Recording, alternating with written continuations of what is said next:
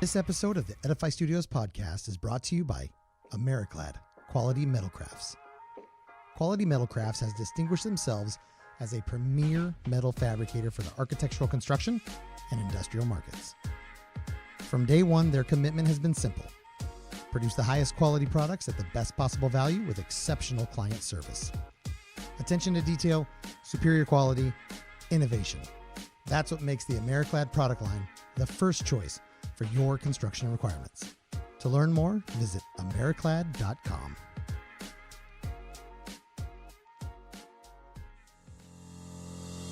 Welcome to the Edify Studios podcast, discussing the shift of architectural concepts into actual solutions, disrupting the current status quo, and having a blast the whole time. Here are your hosts, Brad Glauser and Brad Walker.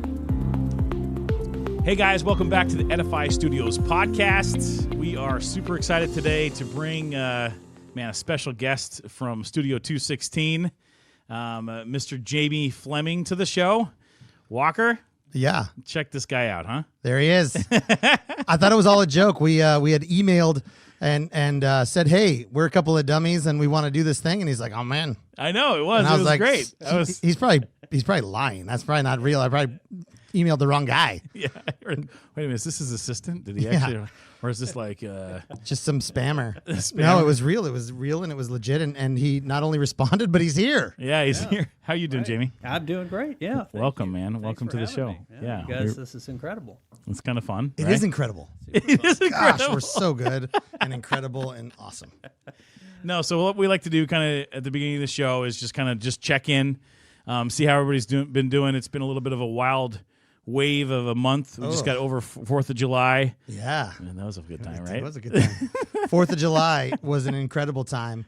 I had the good fortune of being invited over to the Mr. Glauser's neighborhood. Yes. Which is literally one of those blocks, that cul-de-sac that you see in movies. You know, the one that you're like, that can't be a real place. Everybody's happy and they're smiling and they're like involved with each other in a positive way.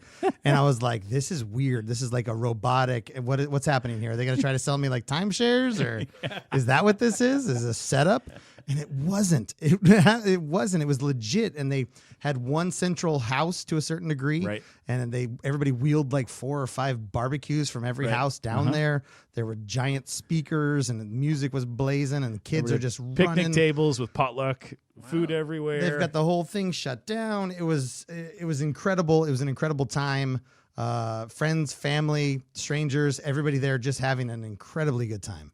Yeah, so we live right outside like the no-go, yes-go fireworks zone, right? So we actually can do fireworks at our place, which is pretty rad. So like a few years ago, we just kind of said, yeah, let's all get together for a block party. We don't want to go anywhere on 4th of July. It just takes forever to get back. So, and when you go somewhere, it's just like the kids are dead at the end of the night or whatever it was. And so we just said, let's just do our own party here. So it just kind of grew and grew. Yeah, so, well, you spend like, 3 hours to get somewhere. Correct. For 40 minutes. Right. And then another 2 or 3 hours just to get the heck out of there. So walking with blankets and blah, blah, blah. So everyone left with their digits, all digits. I think so. There was a couple. There was that one guy who kind of hobbled off a little bit. I think he was couple hiding skips. something. Yeah. A couple of skips, maybe a couple of little eyebrows. Yeah, little thumb burns or something here and there, It was funny during it. Like a couple of the moms come up to me like, I think we better reel it in a little bit. It's getting a little dicey. It's questionable. The last couple. Dicey. All right, I will. And then you're on track. You're right on track. That's when we're right in the sweet spot, right in the eye of the storm, as they say. No, absolutely. So, no, it's been a good month, man. It's been. We're excited to kind of be back in Seattle. I'm back from AIA, kind of doing podcast here. Check in for me, man. I mean, I don't know. I just kind of been getting through like the end of the month holiday. Just got done. My sister just had a baby. Went to go on a visit her. Oh, that's right. And just kind of see the family. So I'm originally from Southwest Utah, and we went down to kind of visit the family a little bit, see how they're doing. And my wife's parents, ironically, retired in the same city that I grew up in. So it was kind of like this. So now we have split families there. So every time we go, we kind of feel like 50% over here, 50% over here, and then we ended up running ourselves ragged, not necessarily having vacation. So just ping ponging. Yeah, just ping pong. But it's good. We so Southwest Utah, higher elevation, and lots of just more of a high desert area. So there's some sand dunes. We got to kind of go kick back in and just some side by sides, 4-wheel, just go through it and stuff. So it was a good time. So jealous. So he's sending pictures of like himself, and he's got this big like scarf over his face. It's got this incredible skull. It's like skull mouth on it, and he's just so jealous. You should show some of this on the YouTube. When I won't. No, you have to. Nothing is going to be on the screen right now. It's going to be just blank on the screen. No visuals. It's because you're absolutely jealous. I get it. So jealous. So no, I mean that's where it's been going. It's been good to come back and kind of get into the flow again and just kick the next round series of podcasts off and get back to some projects. Yeah. What about you, B? How you been? It's been incredible. The kids are out of school, which is always like a tough one for me because it's like I want to spend time with them, and then I do, and then I'm like I should get back to work. I love my kids, but sometimes it's just like, oh, come on. It's exhausting. It's so much work because it's summer, so like I want to go even further and do even more. And there's more daylight outside. There's more daylight. There's just more. Right? There's more real estate in the day to a certain degree, and there's no we got to get home in time for bedtime, and we got to do with this and go to school tomorrow, and it's a Sunday. No, there's just go, and then I'm just like exhausted. I'm like I got to get to work, man. I'm done. I'm cooked. How old are your kids? Our kids are. My oldest is 12 and my youngest is 9. Both boys. Perfect. Both boys. So 9 and 12. Wildly aggressive when it comes to just go grind hustle, which is awesome for us, but it can get you really tired the next day, which is a good thing. It's all for the good. So I've been having that sort of turmoil with that and loving it. Well, and there's a couple things that from a check-in standpoint, I think you better kind of reveal. The new deck is in. Yes. All right. So we've lived in our current home. We live in Woodinville. And we've lived there for the past 12 plus years. And it has had less than a postage stamp size deck on the back. And we have a pretty substantial yard. Our yard is pretty good size. And it's just been a travesty and a train wreck. And it's just been that thing that we just didn't ever get to. We did this and we did this and we did this. We've always done stuff, but we just didn't quite get to the deck. This year we did increase the size of it, and it's just been magical. Yeah. And watching the kids be part of the whole process, because each day there'd be a little bit more done. There's just these posts in the beginning. It looks like there's an old dock there or something, and then they start to put it every day. My kids would be out there, even if it was just on like a plywood false floor, like just to be out there, because you could never be out there before. Yeah. So I just snap pictures the whole time, and now it's done, and it's just unbelievable. Just to have the barbecue out there, because my deck was literally so small. It was basically just a way to get outside. You get on the deck and then you go right down the stairs. Service stairs, basically. Exactly. And then I go. So my barbecue was never in a comfortable proximity. So you'd go out and you'd have to like get a wagon of all the stuff you needed to go barbecue, and it'd just be a chore. And an assembly line to actually get out to the barbecue and then grill to get something. It back and everything. So when we did our first barbecue like 2 weekends ago, just as a family, it was this weird feeling of like, I don't have to carry everything. I can leave the salt right there. And I can just come right back in. Yeah. Super silly, but it was so romantically awesome. So it was very good. Having that piece to the outdoor world was just so worth it. That's good. So incredibly worth it. That sounds great. What about you, my man? Jimmy, any good check-ins? How's things going? How was your fourth? I mean, super. We I was out for 3 weeks. I had some work in London with Microsoft, and then flew to Paris and met my wife and 2 boys. And then we spent 12 days and hiked 110 miles around the Mont Blanc range, and started in France, and then we hiked into Italy, and then Switzerland. So you want to rewind and say, how many miles was that again? Yeah, it was 110 miles. We did more 110 vertical ascent and descent than Mount Everest. So it was incredible. Wow. And I'll tell you what, it kicked my butt. I am by far in terms of the 4 family members, I'm the least. I let's put it this way: I spend more time behind a desk than the other 3. I see. that first hike that we did the first day, I mean, I thought I can't do this for 11 more days. But it got easier, even though the hike actually got more difficult. I think acclimated, and Sure. scenery is unbelievable. I can't even imagine. I think it's the only kind of extended hike that you'll ever do where you actually gain weight, because you're stopping in little villages and there's fresh baked bread and cheese and pastas. How romantic is that? Croissants and Okay. so okay, I'll sign up. Put it on your list. Put it on your list. That sounds incredible. So bucket list. Bucket list at Mount Blanc region. Is that what you said? Mont Blanc. Yep. Mont Blanc. So we started in Les Houches, which is a little French village just south of kind of the big peak of Mont Blanc. Okay. And where in relation is that in France exactly? Like, I'm a location-oriented geography guy. It's in the north-southern region. In the north, this is going to be kind of, I believe, northeast France, because you start in France and then you hike north up into Italy, and then you continue north into Switzerland, and then you drop east and back into France and come back south. So it's all in the Alps, and you're just... It's all in the Alps. Yep. Okay. Yeah.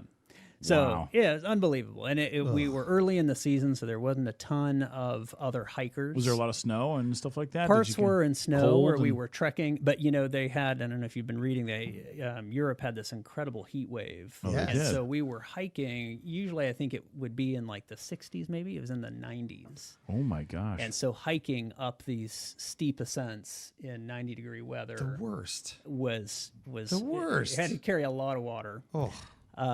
I would need like a llama. Yeah. Just for the water. You need a camel to trail behind you to nurse off of. Something. Wow. That was 3 weeks? The hike was 12 days. Okay, 12 days. Yeah, and I was out about 3 weeks total. Some guys do a 12-day cruise. This guy did 110 miles in 12 days. But man, the vision that you get to look out, just the viewpoints that you must see every day. Yeah. Because that is some of the most unbelievable space. Yeah. No, just it's majestic, incredible. right? It's got to be. What's cool about it is if you're a goal-oriented person, you can see yourself in relation to Mont Blanc is kind of a reference point. So as you're hiking, you can actually see like, holy crap, we were there 4 days ago. We were all the way down at the other end of that thing. So yeah, it was great. And my 16-year-old son would rather be at home or hanging out with his friends. Sure. And I think he surprised himself.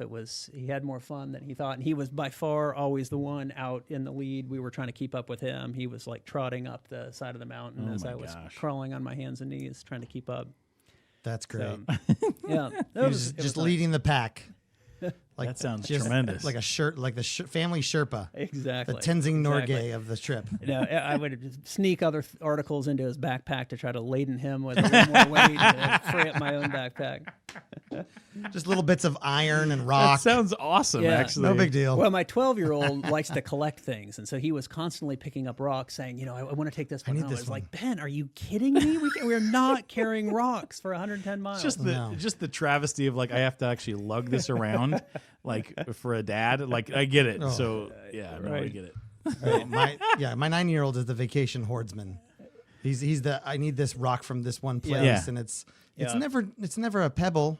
It's right. For him, it's always like a pretty good size, and they're always pretty good looking rocks. But I'm just like, no. Right. Yeah. So my 13-year-old he's the same thing of like, okay, this is a cool shell. I'm like, dude, we're in Mukilteo on a beach, buddy. We can actually come here anytime. Okay. Right. Just leave it here. That stays there. Like, no. That stays there. Anyway, right. Sorry. Incredible. Well, what we'd like to do is we would like to go in the Wayback Machine. We'd like to start this thing as far back as you'll let us go. Okay.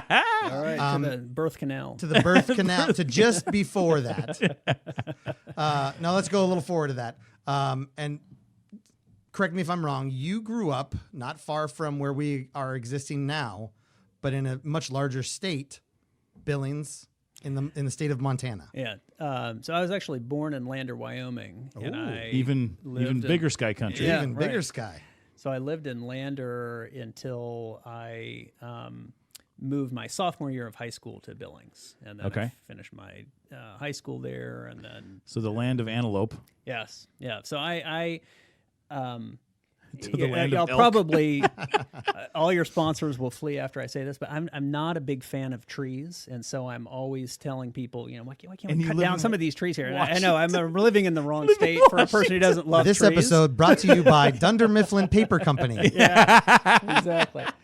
So I'm always, I think I'm always, all my neighbors are distraught because I'm always saying, why can't we just cut down all these trees so we can see something? No, but I do like these, big vistas, and I like to be able to see the horizon for orientation. Sometimes it's a little suffocating here. Yeah, no, same with me. I felt the same way. Like when I moved here 10 years ago, it was just like this, I felt like this 4 walls of trees and then this like ceiling of clouds that existed on me. So I grew up in Southwest Utah where it's just high desert, sunshine, you can see forever, and the stars every single night, and that's what it was where I got to know where Orion is, and the southern sky would rotate around and get it. Like, that's just what I grew up with. Right. And then to move here, it's like, come here, it's like, you get to see the stars. I literally, the other night, go out on my back patio, and I was like, just going to have a beer, just kind of relax for a little bit, and then all of a sudden I look up, I'm like, oh, the stars are. I'm not turning that patio light on. I'm sitting here and on my on my exterior patio, just just gonna enjoy for a little bit. You know what I mean? Right. It's those rare nights in Washington, that's for sure. Right. It is random. I met a guy from Bozeman, Montana. Oh, yeah. Like 2 or 3 years ago. We're probably related. That's the same. Yeah, same last name. But he was saying something very similar. And I think that's actually interesting. He said, we've basically got the same number of trees where I come from. They're just not in the effing way. Because he goes, we keep them, consistently in a flatter orientation. Right. So the trees are great. I don't mind the trees. It's just these stupid hillsides and these rolling that's all. It's like they're screwing everything up. I can only see this way 4 feet and that way 8 feet. That's true. Same number of trees. They're just not in the effing way. That's pretty funny. Pretty great. So Billings, you're finishing up high school. Yep. Having an incredible time, as we all did and probably did in high school. Except for Glauser, who actually legitimately loved high school. I did. I was the only individual that probably did loved it as much. I just got done with my 20-year reunion. Oh, that's where I also was there. And so I actually organized the thing. Oh, so he's one of those guys. Hardcore. Yeah. Takes a village. It takes a village. Absolutely. He is a village of one. Yeah, village of one. So in Billings, from Billings, you decide after high school which direction you're going to go? So from Billings, I have 2 older sisters. Okay. And my oldest sister went to university at Wake Forest University. And, she didn't love it. And she thought, this culture is just it's very different, obviously, than growing up in the West to be in the Southeast culture. And so I said, "Oh, you don't like it? You're struggling? Why don't I try that? Maybe I'll take a shot at that." So I anything you can do, I can do better. Yeah, exactly. So I also ended up going to Wake Forest University in North Carolina and studied business.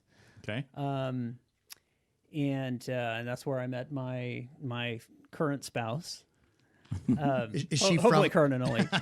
She's from there. Well, I don't know when we're going to air this episode, but hopefully current. Right.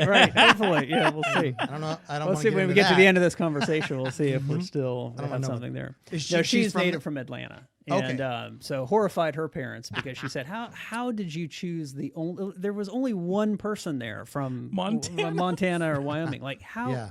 Why did you marry that guy?"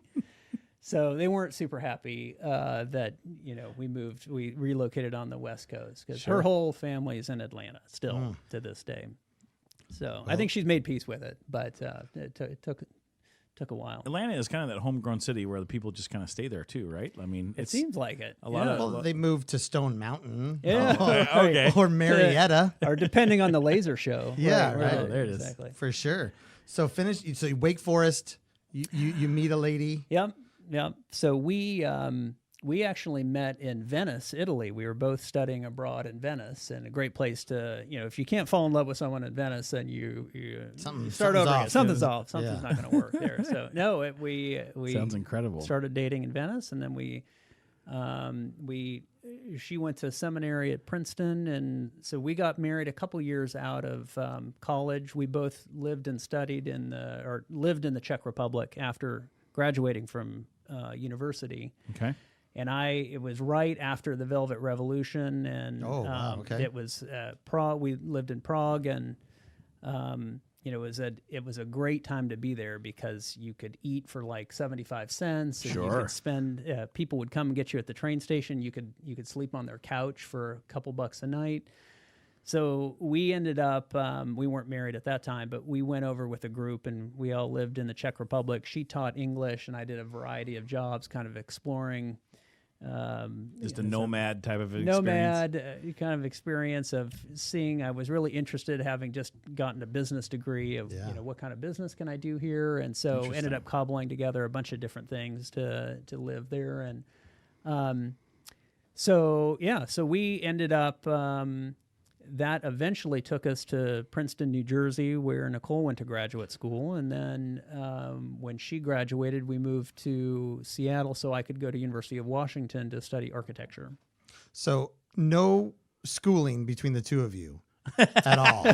Just street smarts, and that's it. No, that didn't drive any of their relationship. We went, and so far you've just basically globetrotted to learn at these amazing institutions. Yeah. And some of the most incredible ways. That's fascinating to understand that you're and so clearly in some way supporting each other in those elements. Yeah. And so now you're in Seattle, you're University of Washington for architecture. Right. So I got a master's of architecture. I had the So what decided you to go into architecture from business? Like that's good. It's kind of an interesting, I guess, bridge that you have to build there in order to get that. But I'm curious. It's a left turn. It's a left turn. It is a left turn. I think. Let's see if I can thread some points together here. Enlighten. So, I was very interested in the arts when I was at university. But being a business major, there were so many requirements that you had to take in school that it didn't leave a lot of other removed you from participating there. Exactly. Okay. And so I did have these outlets. I got the opportunity to study in Venice, and we had I was just going to say, there's so much of the art and history and culture that you're going to receive between Venice and Prague. Yeah, exactly. Right?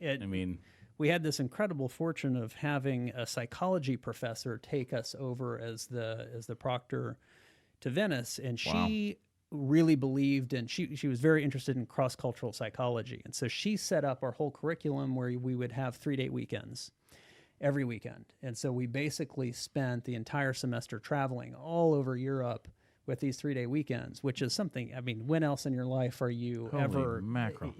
Have part and of how that as your long were you there? Hopefully soon for me. Yeah, hopefully soon. We were there, I guess we were there about 4.5 months or so. That's a good amount of time. Like a full semester of schooling. And I think that's where I kind of got bitten, with this travel bug, and just realized, like, oh my gosh, you can be in Paris one weekend, and then you can be in Denmark the next Just take weekend, the overnight train, right? Yeah, right. Exactly. But your question, I think, was how did I jump from business to architecture?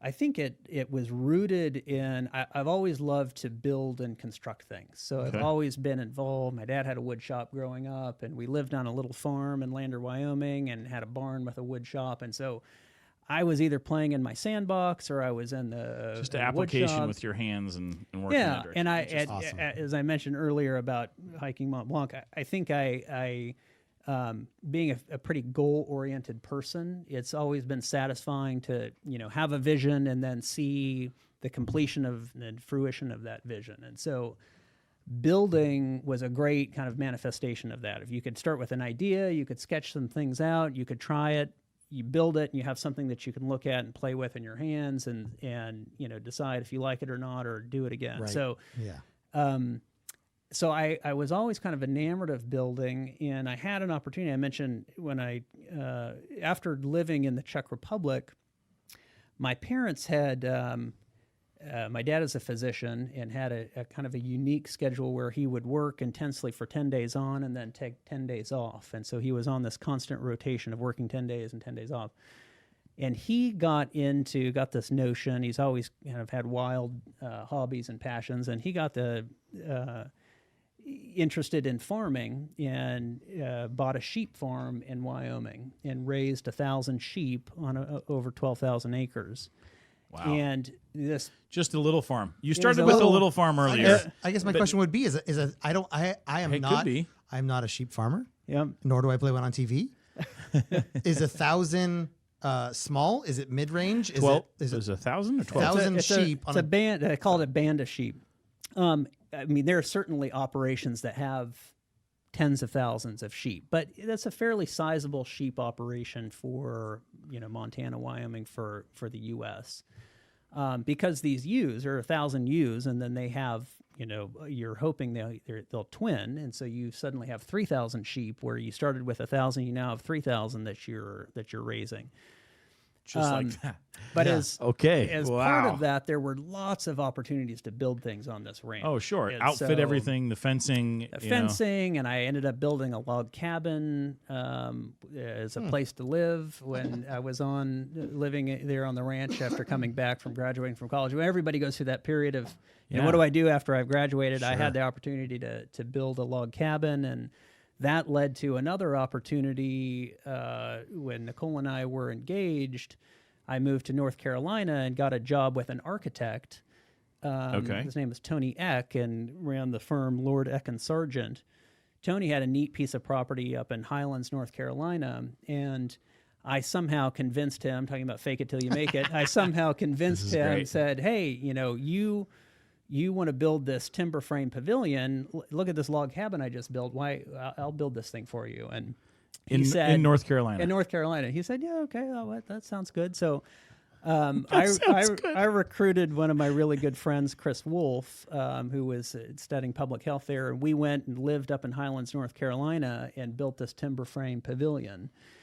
Not having really ever built anything other than a log cabin before, Sure. and figuring out how timber frame works, and there's a lot of really beautiful timber frame happening in that area of the world. So I got some more exposure to actually building real structures and objects, and going through the day to day of how are we going to raise this roof beam up here that weighs 1,000 pounds, the rigging and the how are we pulley gonna rig methods, this up, and so it was fun to kind of figure out some of these ideas, and doing reading of how would this done in the past, and we were just kind of out there in the wild without really any utilities putting together this timber frame pavilion. So super fun.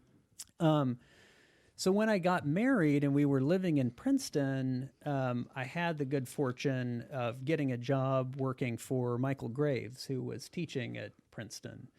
And he needed, I didn't have any architecture training other than I'd done this building before. Okay. And he had an opening in his model shop to build models. And he had just gotten this contract with Target to create this whole line of products. I don't know if you remember the toaster and all these different things at Michael Graves, the tea kettles and different things.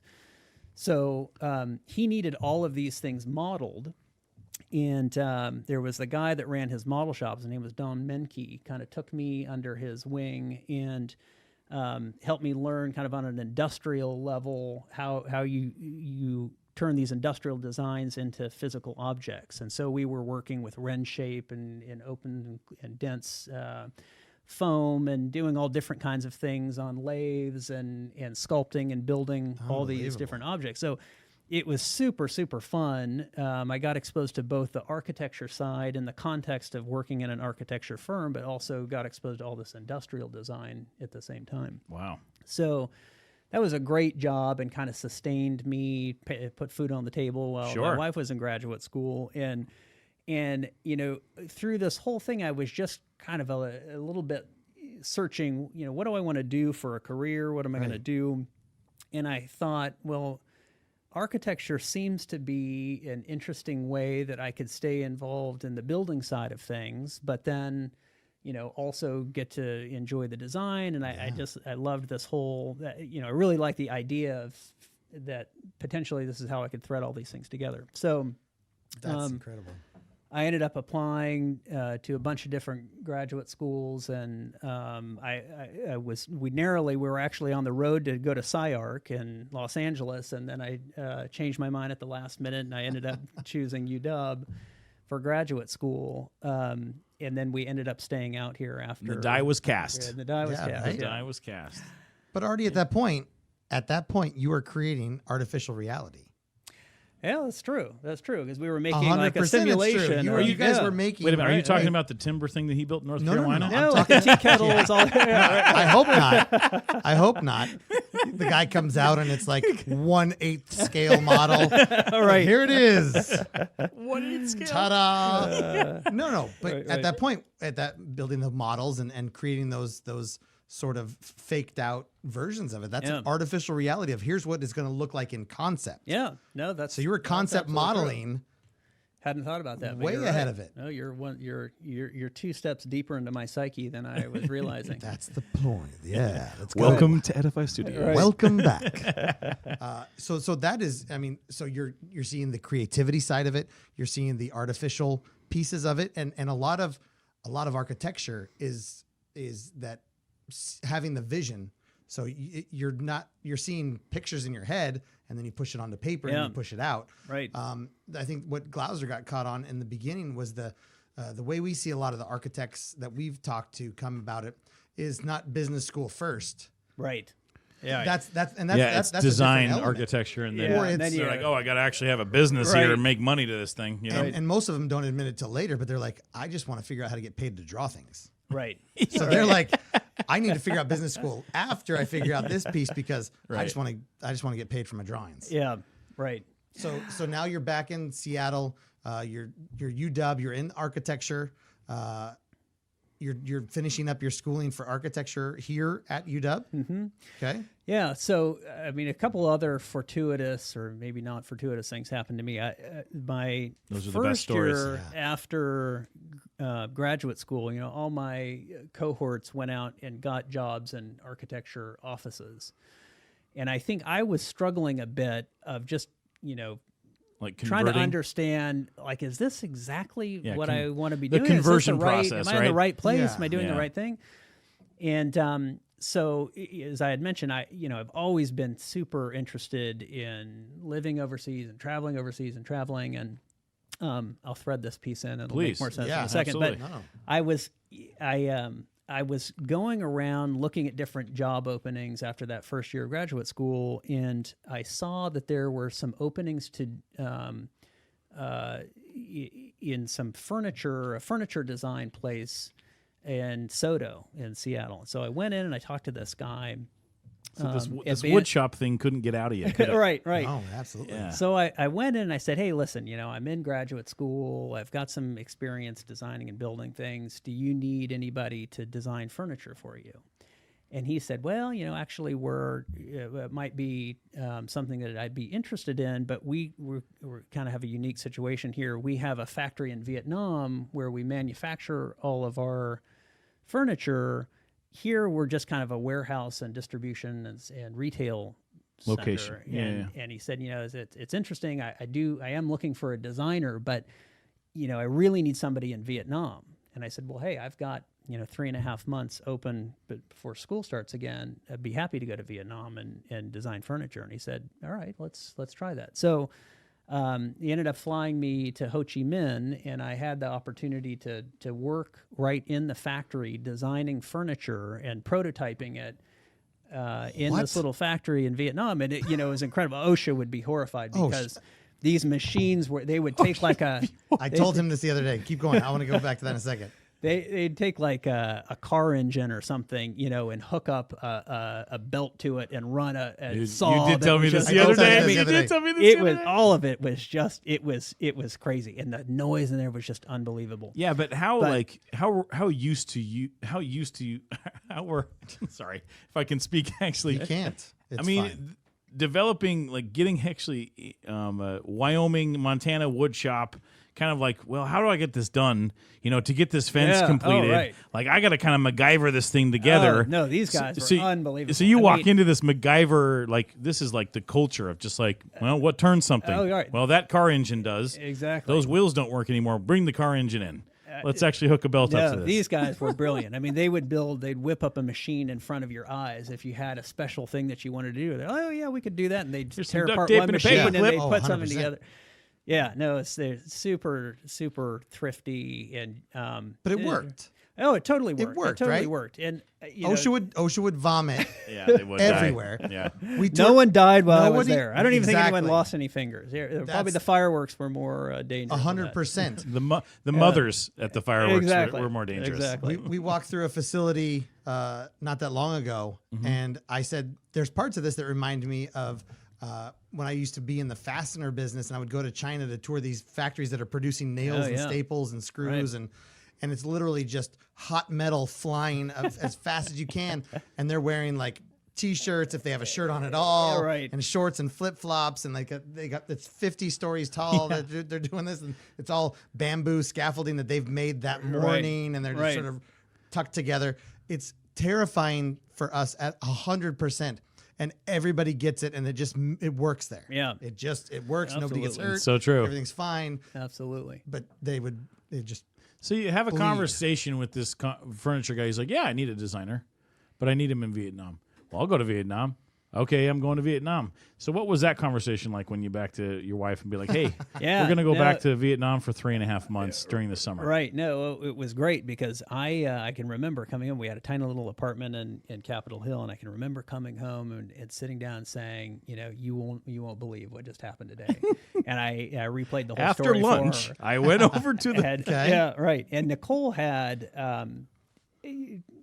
we had a really unique situation. She's always had some golden star following her around, I think. But Nicole ended up coming over with me and working in an orphanage when I was there. And her work, she worked for an adoption agency, and they said, "Yeah, this sounds incredible. Take this time off and go do this thing." So she was able to take a leave of absence from her work and go over, and we ended up doing that 2 summers in a row, going to Vietnam. And Nicole worked for this Christina Noble Foundation that supports street children and runs an orphanage, and I was doing the She furniture is a golden design. star. She's your own golden star. Right. What an incredible opportunity for the both of you, and not only that, but I don't think that there's not a tremendous amount of people out there, one, that would step up and go, "I'll go to Vietnam and do it," and then second, for the other side of the spouse or the significant other to go, "You know what? I'll go with you, and I'll find something so like catered in, and then like to make it such a powerful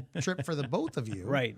Unbelievable. No, it really that's pretty rad. True. That's true. We've been super fortunate that she's been also super open, and she'll make opportunities for herself anywhere she goes. And so that ended up being a pretty profound experience for both of us to live in Vietnam those summers. And just kind of a funny quick story here. The second summer when I was in Vietnam, this guy that ran the factory, his name is Mr. Quy, he said, "Jamie, we've got a very important guest coming today.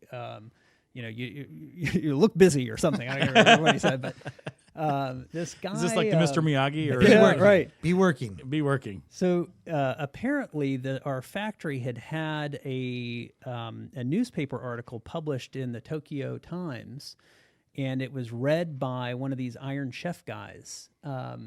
And this guy, that's exactly what I was thinking. his last name was Watanabe. He came and to the factory. He was opening a Vietnamese-themed restaurant in Tokyo called Vietnam Alice. And so he flew with his whole entourage to our factory and was walking around the factory floor looking at these various designs that I'd created. And ended up buying a bunch of this furniture and saying, "Hey, I need certain pieces for these different parts of the restaurant." So I got to design these various custom pieces for the restaurant, and then a year later went and saw this in Vietnam Alice in Tokyo. It was unbelievable. It was a really kind of surreal experience for sure. Vietnam Alice. To be part of it, to see it, and then to see it see it actually in the restaurant in situ is pretty. It was pretty interesting. So this was around 98, 99 when we were in Vietnam. So kind of fast forwarding, spitting out of graduate school where you spend your whole time kind of in your head designing things. I ended up doing my graduate thesis in a little village in Kenya, designing a healthcare facility, and I had an opportunity to study in Denmark furniture design. I did lots of design kind of oriented things in school. Well, I got my first job out of graduate school, and I'll withhold the name of the firm. People probably out me anyways, and nothing wrong with the firm. It's a great firm. But my point being, I was put in a retail studio, and I was designing pottery barns. And to go from graduate school to this, milieu where the sky's the limit. Your creative juices are flowing. To be space planning pottery barns, like I literally thought I died and got into hell. I said, I don't know how I can do this. No bueno. So my graduate thesis advisor was at NBBJ and was part of the healthcare studio, and he ended up bringing me. Said, Jamie, why don't you come in to the healthcare studio? We're doing some interesting stuff. Your graduate thesis work was on healthcare. You're interested in that sort of thing. Why don't you come be part of our studio? So I got a job at NBBJ, and what I think really had served me well at my time designing these pottery barns is I was using a new program that called MicroStation, a Bentley product. Okay. I think they're still around. But it was right at the beginning of when people were talking about BIM and building information models. Interesting. And designing three-dimensionally so that you could understand how these bits and pieces came together as you're building out this 3D environment. And that ended up serving me super well at NBBJ because I'm fresh out of graduate school. You don't graduate having a lot of tangible skills. Right. And I was the partner who led the studio, and my direct boss, a guy named Jerry Yin. He is a Shanghainese man, brilliant guy that could sketch in perspective upside down. Like he'd put the paper in and he'd sketch upside down. So it was oriented to you. Such an incredible talent. Unbelievable. All the occlusions were, he would just know that they were there. So there was never any erasing or lines crossing for occlusions. I mean, I don't know how he did it, but it's magical. No, I've had a couple of guys that in my career just basically like, well, it looks like this. And I'm like, are you drawing it for me? Or are you drawing it? Are you going to switch the paper? He's like, no, just let it develop. They draw it better upside down than I can do it right absolutely. side up. Oh, it's amazing. It's crazy. Unbelievable. But this guy, one thing that he didn't do was a lot of computer stuff. And so he would come up with kind of some rough designs, and he'd say, hey, you put this into BIM, create this thing three-dimensionally, and then spit out renderings and other things so we can look at it and we can also communicate to our clients what we're doing. And so that's really where I got this exposure to this world of BIM and representation and how do we tell a story about this building and how do we convey the essence of this design so that we can explain to others what we're trying to do. And it was very, very fortunate that a lot of my cohort who were also at NBBJ at the time, they were spending their time redlining and doing things that I just would have slipped my wrists if I had to do it. You about did. And I almost did. Right, almost. And I was able to play around on the design side because I had this specific skill set of being able to create these 3D models. At the time, not a lot of people were able to do that.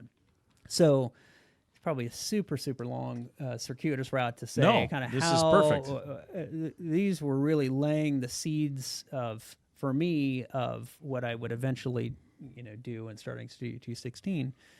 There's one more kind of piece to the story of how things come together. Nicole and I, again, always looking for opportunities. How could we live overseas? How can we work overseas? Jerry, being from Shanghai, he said, hey, listen, I have an opportunity for you. You're really interested to be in Shanghai. My classmate that I went to school with in China is looking for a designer. Why don't you come over, and in Shanghai we've got a huge competition that we're working on, massive building project. Why don't you come over and work as a designer for a period of time and see if you like. Isn't there an NBBJ office in Shanghai? So this was prior to that office. Maybe there is now. Right? There is now. Jerry was the one that set up the office for that in Shanghai. Yeah. Look at you foreshadowing. Yeah. Right. Spoiler alert. He was the foreshadowing guy. Yeah, right. Foreshadowing, and then spoiler alert guy over here. So I ended up. Nicole again took a leave of absence, and we moved to Shanghai because she can, because she's a golden star, right? Exactly. Because she just says, "Yeah, I want to do this," and they're like, "Okay." Yeah, exactly. Can I meet Nicole? Right. She's the one you should have on here. She's all right, but she's awesome. So as a part of this design competition, we ended up using a local rendering guy in Shanghai, and this guy Zhao Fan is his name. Had his own visualization company, and he didn't really speak a whole lot of English. But Jerry and I would go over to Zhao's office, and Jerry would talk to him in Mandarin and do his famous sketches, and Zhao would kind of build things, in front of us and create these visualizations. And he had a whole team of people there doing that. And so that kind of just lodged in my head from a rendering standpoint. From a rendering standpoint, we were paying $3,000-$4,000 for each rendering when I was working at NBBJ, and I was seeing this guy cranking out renderings, and so that kind of made an impression on me when I was there of like, oh my gosh, these guys this is where are the business super guy. Right. This is where the business comes back in. I like that. Yeah. Of seeing these incredibly skilled people who were just focused on this, singular activity, opportunity. And I know this gets weird, and I'll give you the Cliff's notes of this. I had, I think, a 3-month period where I'd signed up to do this competition in Shanghai, and then I was going to Rome with the University of Washington. I had found a way to do a teaching gig over there with the UW to bring students over to the house in Rome. Interesting. In Campo dei Fiori. So I had this little window of time after living in China. I was now living in Rome, leading this graduate program for architecture with Trina Dinas and Galen Mina. And it was kind of out of it at this period of time when I was in Rome, away from doing the day-to-day architecture, that I made this connection of, gosh, I could start a company where I could offer these services and not have to do the drudgery of what I consider drudgery of like all this really heavy technical stuff and redlining, et cetera. And so I ended up starting with a buddy of mine, Boaz Ashkenazi. We ended up co-founding Studio 216, and we're actually started the work when we were there in Rome with MBBJ as our first client. So we had a way to kind of test the waters of setting up what started out as a pure rendering business while we were teaching in Rome. And that's kind of it. That's what got the ball rolling for us. Unbelievable. First off, I'm trying to, I drew a map, and I'll show it in a second here, but we're talking Wyoming, Montana, North Carolina, Czech Republic, New Jersey, Denmark, Vietnam, Seattle, Shanghai, Rome. This is basically what I've come up with, and I'll make sure that this gets put online. Right. And then we end up somewhere around here, which is wherever it's going to be at the end. Bainbridge. Right. That's where we'll go. Eventually we'll end up there. But man, everywhere. But in these 3-month, 4-month increments, right? Of just like but learning and working the entire way in a lot of reality. I mean, each place that you're going to is not just this, whimsical vacation for you, as much as it is in our minds to go to these places. It is work. It's legitimately for a business structure, but you've also figured out how to incorporate both into that element. Right. So if I'm going to be here, how do I take business there? Right. Or if I'm here but I want to be there, how do I take this business there? Right. Unbelievable. Yeah. No. What a trip. It's so in Rome, you start 216. Yes. Yep.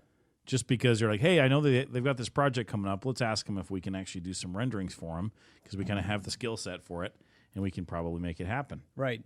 Yeah, it was a pretty safe way to start a new business. I think things have probably changed a little bit, but when I graduated from architecture school, architects made almost nothing. And so do they make more now? Let me check the numbers. I'm just getting the numbers in. No, same amount. Same exact amount. Okay, got it. Yeah. Not a lot is actually the number one answer. Right.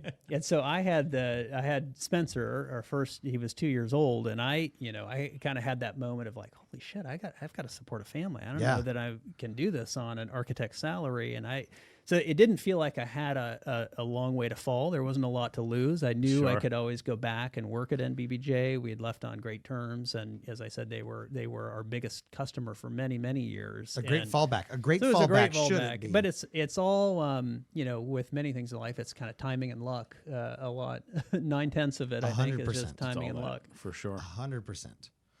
So now you are this rendering company.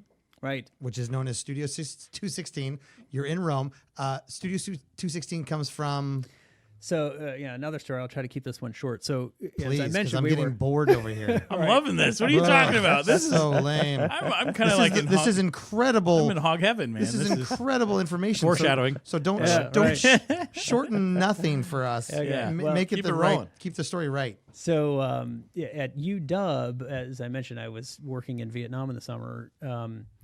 At UW, I had asked if they had any studio space where I could do some design work outside of the studio, and they said, "Well, we've got room 216 is open. Why don't you set up work there?" So I had recruited two of my buddies from graduate school, Charlie Chu and Boaz Ashkenazi, and said, "Hey guys, I've got some design projects. Why don't you come in? We'll set up a little shop here and do some freelance work." And so we kind of, we were always doing competitions or doing side design work, and we always went under this moniker of 216, Studio 216, which was the actual studio that they had given us to set up a little shop in. So I don't know that they would do that anymore at UW. But there's times where it's all the halcyon times of the 90s. I think that stuff flew in the 90s. Yeah, sure. I think in some ways it still does. It depends, It's all who you know. It's all who you know. So now you're Studio 216. You're here.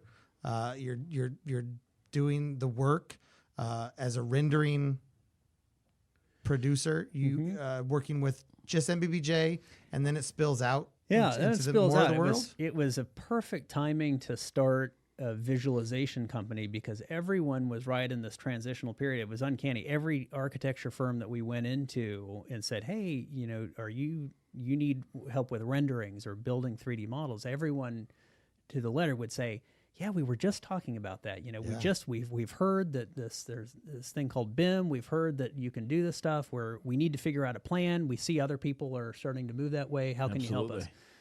So, for many years, we didn't do an ounce of marketing. It was all we could do to just keep up with people who were requesting. Pushing projects your way, making it happen. We need a rendering. We need a rendering. We need a rendering. So, again, we were super fortunate to get in at the time where there wasn't, we still don't have a ton of rendering competition that's based here in the Pacific Northwest. But for many years, we were the only game in town. Interesting. And so we really, we were in a really fortunate position to not have any competitors. That's awesome. And just kind of work on the craft and figure out how we can do this. And, we did really well there. So, I think what has kept Studio 216 moving is we have always been interested in the technology side of things. And as rendering then transitioned to animation, where we were essentially, just doing 30 renderings a second and creating little video pieces and storytelling, as that became more and more sophisticated, we started getting access to more and more interesting softwares and hardwares. And it was really... I think that a pivotal milestone for us is when Palmer Luckey created this thing called Oculus in his basement and Facebook bought it. Yeah. Suddenly there was this gold rush of, everyone was talking about virtual reality. Right. And for the space that we were occupying at the time, a focus just on architectural visualization, it was a no-brainer to say, oh my gosh, we're building 3D representations of these spaces that don't yet exist. Imagine if we could make them, actually three-dimensional. Sure. And so that's what really got us. It was a very logical connection to move forward with that, and it was through some of these early explorations we'd done in VR that Microsoft actually found us and said, "Hey, we're working on this new super secret piece of hardware. We can't tell you the name of it. We can't tell you what it does or anything with, about it. But rhymes with Balo Benz. right. But you wanna sign away all your rights and sign your life away and sign up for this thing. We thought, that sounds like a good idea. I went to Vietnam and almost got killed a couple of times by the engine. Sounds risky enough to be interesting. Sounds right up my alley. So they they came in. They had a security detail that came in and swept our office, and they made us install a safe and a video camera that was pointed at the safe, and it was just like, it was unbelievable, like James Bond. It's like James Bond-esque, and then they bring out this shiny codes. golden thing. Yeah, the switches, the keys, right? Yeah. But it turned out to be HoloLens. Okay, and what served Microsoft really well with this product development versus some in the past is, this time, instead of creating an artificial market for HoloLens, they said, hey, we want you to bring an actual customer that has an actual problem to solve in order to be included in this program. Yeah. And so there were 7. You probably had one right there at the top of your list. Yeah, right. Like, well, we got this today. Yeah, right. So they brought in 7 different companies to build software for the HoloLens, and each company, they sort of, quote, represented a different market vertical. And so we were the sort of the AEC CRE experts who were going to bring in a partner. And so we ended up bringing in Skanska for 2&U, and out of that partnership, that was Lisa Picard and her vision. She was always a very visionary of interested in exploring new ways of doing things and new technology, and an absolute driver of it specifically for the construction industry. Skanska being lucky enough to be a large global company that's developing the project as well as building the project. Exactly. So they were in the perfect position because they had this project at 2&U, and they, it was a fairly revolutionary idea of how do we take this tower and lift it up, several stories, and basically make a giant umbrella out of it with this urban kind of space underneath it that's a public space. So they had a very innovative concept, and they wanted to pair kind of the marketing side of this with really innovative technology. And they said, "Ooh, HoloLens could be a neat way to show that and tell that story." So it was out of that partnership that we created the world's first mixed reality leasing center. And we used HoloLens as a tool for brokers to lead potential tenants through the project and convey three-dimensionally. Is this about the same time that Ready Player One came out? Because I'm thinking like that this is basically you building the Oasis for this project, right? It's got to be just before, I think, before the movie came out. So we're talking to actual holiday. Do you have any Easter eggs in this thing? Okay, exactly. Do you have any, or is this Og? Which one is this guy? Right, you know what I mean? Right. Well, and this is so for me. It's wildly fascinating to see that because I worked on that project for a long time. But to see this from the architectural side with just this architect Picard Chilton, very well known across the United States, but has not done a bunch of work here. But they are just drivers, and they are just incredible firm. And then Skanska, who wants to take this piece of property that is a prime, gorgeous, stunning piece of real estate that they had here in Seattle. That was absolutely doing nothing. No. Nothing. Absolutely. No. It was already not occupied with all of these other buildings that were nothing. Yeah, just really bad. Then they're going to create this building on stilts, this massive 2-part it's tower one of my favorite projects downtown right now. On it really, stilts. really is. Beautiful project. And then we don't want a podium like every other building that exists. We want a village. We want a village. Yeah. We want a space under here that you can actually go into and feel like you're not in the normal part of downtown like you have.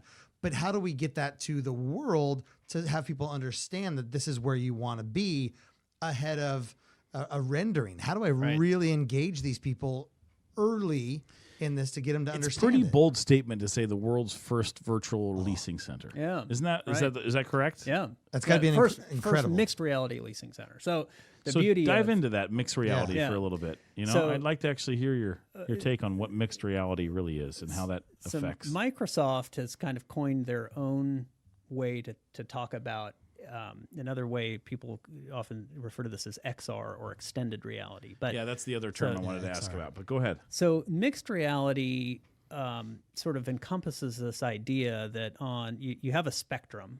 Okay. And on one side of the spectrum, you have augmented reality. That's where in this physical environment here Okay. together, and we're putting digital pixels into this environment. We're augmenting it with additional information. So let's call that the left side of the spectrum. The other side of the spectrum is virtual reality, where we're no longer sitting here in this office in Redmond anymore. We're maybe on the moon, or we're in the Caribbean. We're in a virtual environment, completely immersed in this environment. And mixed reality is this notion that you can seamlessly move back and forth between AR and VR along the spectrum. You can slide seamlessly back and forth through the spectrum. And the way that they can do that is because we have a headset on, we're looking through a transparent lens, so I can still see you, but then I can also see augmented information in that, or to the extent that the screen allows, I can also put you into a more virtual scene. Space. And with HoloLens 2, which has just been released, it has even twice the field of view, and so it's an even more immersive headset where you really can feel like you're in a virtual environment. Really, that's incredible, and it's so fascinating to watch here locally, because we're sort of in the epicenter of that world in so many ways. I'm a video gamer. Mm-hmm. I love playing video games. I've been waiting for VR. I've been begging for VR since like 1991, at least, when I first started to get a taste of them fantasizing. That was like when you went to the arcades and there was actually the holographic games, right? Oh yeah. Remember those holographic games where it was kind of like a triangle, and then it was like the guy that draw first, draw, for sure, or something like that. So all of that and it took forever, it felt like, to get it. Right. Yeah, for sure. And so. I've been Oculus Rift, Oculus Go, Sony PlayStation, all in that world, but it didn't seem like ever at a point it was going towards marketing the abilities of virtual reality as a business platform, right? Until I started to really hear what HoloLens was doing. Right, and I've read various things, but I think initially Microsoft thought this would be more of a gaming application, but the hardware is incredibly expensive. Yeah, and so they knew no gamer was going to buy this $3,500 headset, and so they said eight people per state would make the kind of money, probably, right? Eight diehard gamers. Exactly. Right. So not going to really pay the bills at HoloLens. It sort of de facto became more of an enterprise application, and so most people who are developing for HoloLens are catering to the enterprise. Yeah. Brilliant, though, because they, and with the facility using these projects that are already there, are pushing it into where it needs to be. That's the lane that it really needs to be in, because that's been desperately wanted by the industry for a long time. Well, just from a client standpoint, I mean, dealing with the owners and developers and understanding how they're going to take a project, perform it, and bring it into a space to be like, look, we want to develop 2+U. Here's a 40-story tower. Here we want apartments. We want this. This is how it's going to pencil. Here's your numbers. Here's the Excel worksheet that's going to, this is how we get the ROI back and everything. But show me what it looks like. Right. Yeah. Right. Whatever multi-million-dollar project it is, it's now like, well, we can build a model of it. That's kind of been, I mean, you've obviously shared the history.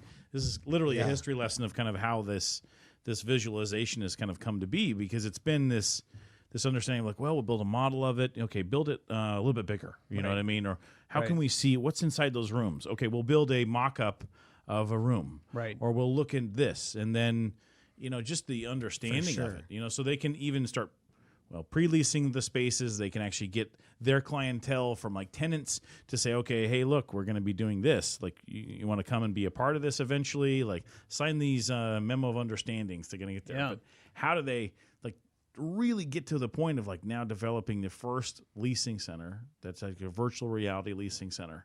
Mm-hmm. I mean, how was that accepted from not necessarily developer side, but also from just like the tenant side, the public side, coming in and actually interacting with that? Did you guys have to manage that? Did you guys have to go down that path? I mean, there was some training of the brokers. Okay. And this was the first kind of iteration, both of our software and people figuring out the hardware. So, it definitely took some additional effort, I think, for all the parties to become familiar with how do we use this, and But I think, that was a big draw. People were just interested in the experience as much as anything. Well, that's what I was going to ask. It was a great way to get people to come and experience the building, because they were also interested in, I've heard about this, I've read about this. You're I actually want to see it. For sure. You're going to generate a crowd. I mean, I experience in architecture daily. I think a lot in 3D. I can see things very easy. If it's a 2D format, I can see, okay, I can understand how that works, interacts with that adjacent material, or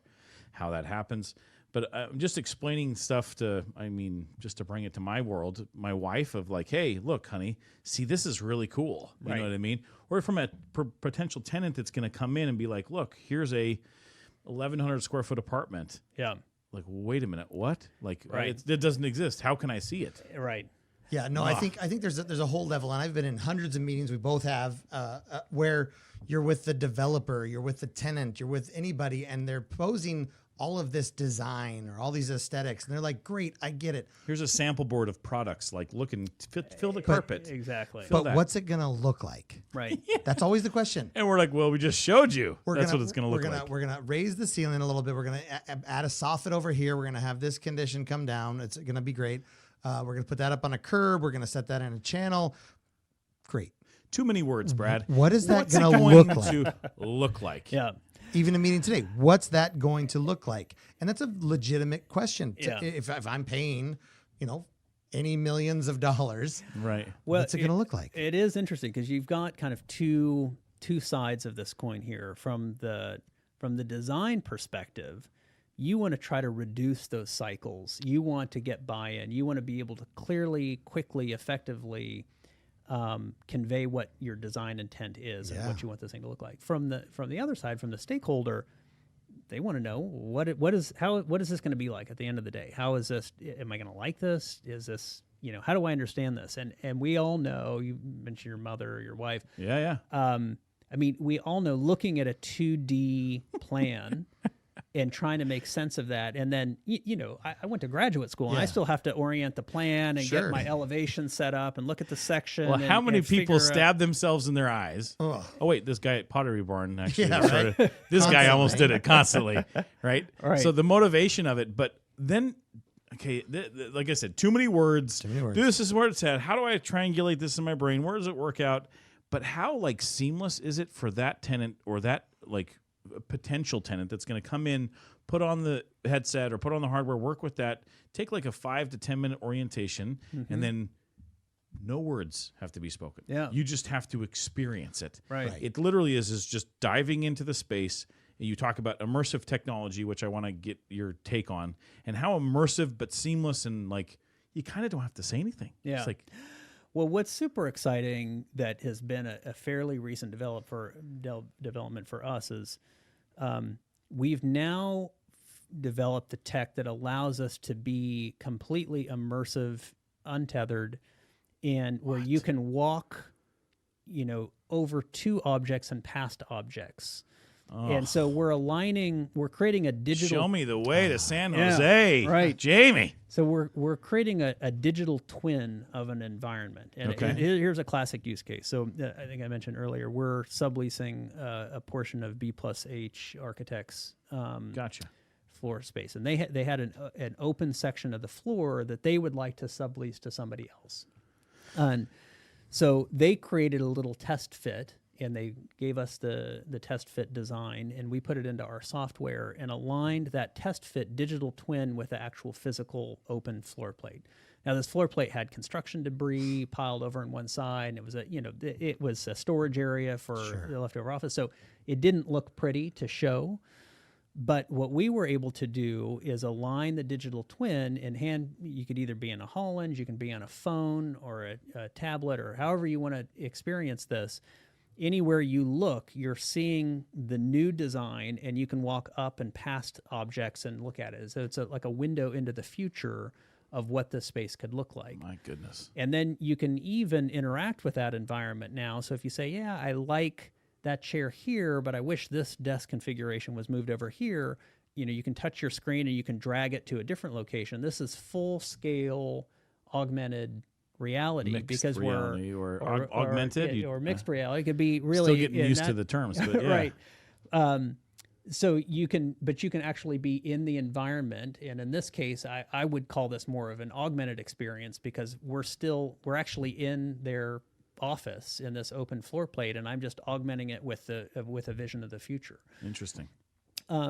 But what's cool is that you don't have to be in that environment. I can show you that office here in this studio here. I can bring it up on my phone or a tablet or a headset, and we can look at the virtual environment of what it would look like as if we were standing there. So I can also show you a virtual application of that exact my same wife space. couldn't make the appointment, right? Right.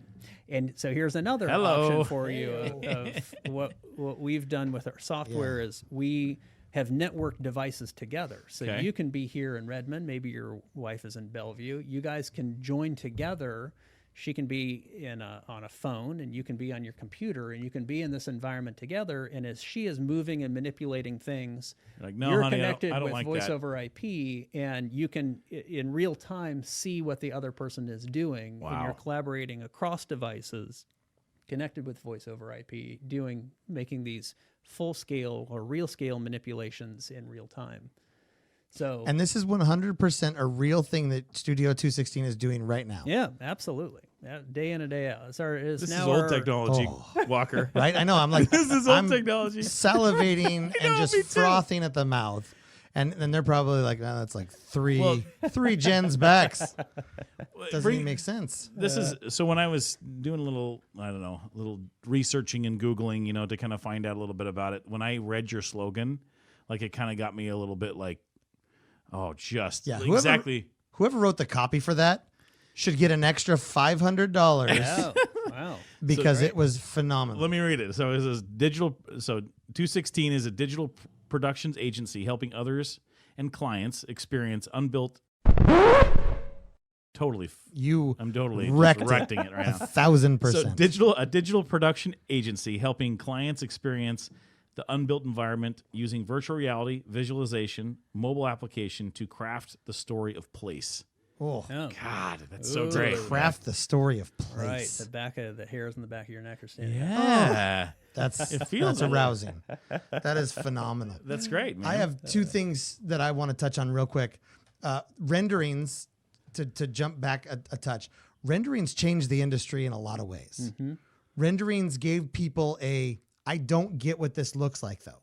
Mm-hmm. Axioms were kind of a thing that you could sort of two-dimensionally give a little bit more to, but the rendering added a color, flare, a tree, Right. Sometimes subjectively parts of the actual block Right. behind it. Right. So it was a little bit of its own mixed reality. Right. And then the renderings would be done, and they'd pay for them in the very beginning of the project. And then the project would go through 9 iterations, Right. and they would still be pointing to renderings, and the renderings looked half close to what the building actually looked like. Right. Right. So they became somewhat useless to the actual project. Now it seems like they're actually updating renderings, which is so amazing to see as well. Like to see the progression of rendering Right. through the process. And sometimes it's a rendering of because sometimes they give you a cocktail napkin sketch of, well, go render it. Right. Right. So you're like, okay, hopes and dreams, and there's a rainbow and a unicorn over Absolutely. here. So I'm sure as that becomes something, the renderings, continue to become pretty unbelievably impressive. Yeah. Where some renderings, I really have to do a Like a second photograph. a Yeah. second glance and be Right. like, is it? No, the craft has gotten Just awesome. Yeah, you can really geek out on the renderings and put dust on the floor and you can make it look like a photograph. It's Yeah. unbelievable just Yeah. on its own. And then I find this fascinating for this industry because it's construction, architecture are wildly pushing the limits every day and are still so far behind all the time. Because there's a couple people at the very front that are pulling the industry forward, and then there's a billion people in the middle who are like, whoa, Yeah. wait. Because Right. you talk about BIM, and BIM took over in a big way, specifically on the architectural side, on the development side. The contractors took a lot longer to get up to speed on, and Right. are still just now getting into it. And then beyond that, the subcontractors are still way beyond because it still hasn't caught up the way that it needs to. Right. With this reality that's being created for touring, understanding, just now recently, there was a big product where a local organization, architect and a general contractor rented out warehouse space and created an entire floor of a hospital out of cardboard. Right. Which is not common. uncommon. Yeah. It's a common theme. But then in my mind, I'm thinking that's still so many steps back Right. from what could be happening. Now that one's kind of a head scratcher for us as well. And ironically, we haven't done a lot of those. They do that a lot in healthcare. A lot in where you healthcare. do Yeah, cardboard they do. mock-ups. They're busing physicians and nurses out, to a warehouse somewhere outside of town. That's a very natural application of where virtual reality would make a lot more sense because you could actually interact with photorealistic looking, head walls and different things, and you can actually, quickly iterate on the fly and say, no, that's too far away. Yeah. Well, here, let me just move this thing over closer to you, and then you try. You've got a different arm span. So no, that's a great natural application of It that seems because like it would be so much more beneficial. Right. Quick side note, if anybody needs extra cardboard for your healthcare project, I've got Amazon boxes for days. Call me. I'll send it out Or to you. better yet, call me, and you won't even need to use the cardboard. Even better. No, it's recently just happened here, and so that caught my eye as like, I get what you're doing. However, comma, no, stop, don't. Right. Well, and not to mention even just the environmental impact. I mean, it's so cool working with pixels every day because you can iterate to your heart's content. You're not burning. You're not burning any resources. No, you're not. You're not. Time, and that's it. That's another huge piece. That environmentally, I never even thought about that. But you're consistently blowing Walker's mind, by the way. And this is great. I've sat in a puddle. For the last hour. And this just seems so typical for Jamie. He's what also I mean? nonchalant. Like, yeah, so what? I do the coolest stuff ever in architecture. and World's design, first and leasing center. I'm good with I it. do all this cool things that nobody knows, about. No, and Walker actually made this comment earlier as far as like you were the kind of selling that first plane that ever kind of existed in this world, and it's a like this machine can fly. You got to be kidding me. That's 7,000,000 pounds. How can this get off the ground? Well, physics. Bumblebees fly. Bumblebees fly. Why not? This'll work. No, but I kind of that's where I wanted to kind of go next is understanding like you're looking at these technologies, and so much part of Studio 216 is actually, I think, just by nature has been kind of on the forefront of just understanding where VR XR, AR, those mixed reality sessions go. How does this affect the overall architectural industry, and where's that next step, or what is like one or two of those things that you're seeing now that we'll be able to kind of like just watch out for or look into? I mean, right. I'm curious on that. Yeah, I mean, I've got several thoughts. Sure. Rattling around up there. Just take one. Just one at a time. Let's take that one at a down time. and put it on the shelf. So I think that where this will inevitably go, in my mind, is that this concept of the digital twin is going to become more and more important. That's a huge term right there, digital twin. This is really interesting because you start off, you think of kind of the life cycle of a design project. Obviously, you've got this whole design phase where you're trying to make the best looking design, and you want it to flow right, you want the proportions to be right, all the kind of design considerations that you make. That can all be done with this digital twin. And then you move into the phase where you're constructing it. And this is the piece that I feel like is going to be the next. Well, let me back up really quickly.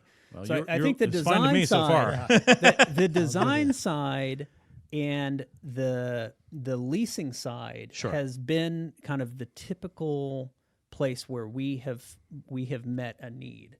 Sure.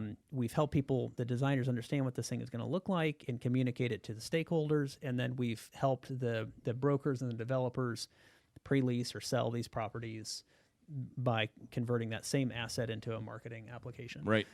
But it strikes me that there are two more kind of bubbles of opportunity with this digital twin. One is on the construction side, and then the next will be on kind of the facilities side of maintaining and operating this building. Sure. Because I was hoping is going to go here because this is a big part of us. Go ahead. Huge. Yeah, right. So, on the construction side, the ability to see what the end manifestation is supposed to be like and have a reference check as you're building and producing it seems to me like a very, very natural, valuable thing to have as a check. And to understand it, or maybe even access information of,